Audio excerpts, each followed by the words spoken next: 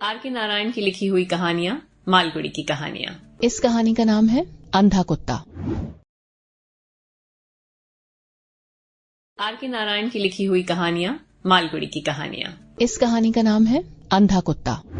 ये कुत्ता न देखने में बहुत अच्छा था और ऊंची नस्ल का भी नहीं था।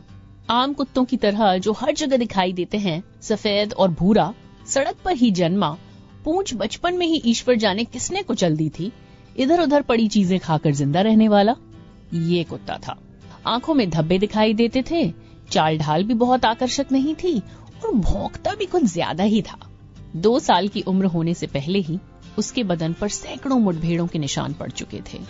गर्म दोपहरियों में जब आराम की जरूरत महसूस होती तो बाजार के पूर्वी दरवाजे की पुलिया के नीचे लेट जाता था। शाम होने पर फिर रोज की तरह चक्कर काटने निकलता, आसपास की सड़कों और गलियों में घूमता फिरता, दूसरे कुत्तों से लड़ता झगड़ता, जहाँ जो मिलता खा लेता और रात होने पर बाजार के फाटक पर फिर वापस लौट आता। 3 साल से जिंदगी ऐसी ही गुजर रही थी। तभी दोनों आंखों से अंधा एक भिखारी फाटक पर आ पहुंचा।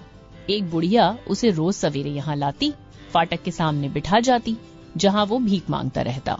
दोपहर को उसे कुछ खाना दे जाती और रात को उसे फिर घर वापस ले जाती। कुत्ता उसके पास ही सो रहा था। खाने की खुशबू से उसमें हलचल पैदा हुई। वो उठा, अपने ठिकाने से बाहर निकला और अंधे भिखारी के साथ पूंछ हिलाते हुए खड़ा हो गया, इस आशा में कि बचे हुए खाने में से कुछ उसे भी मिल जाएगा।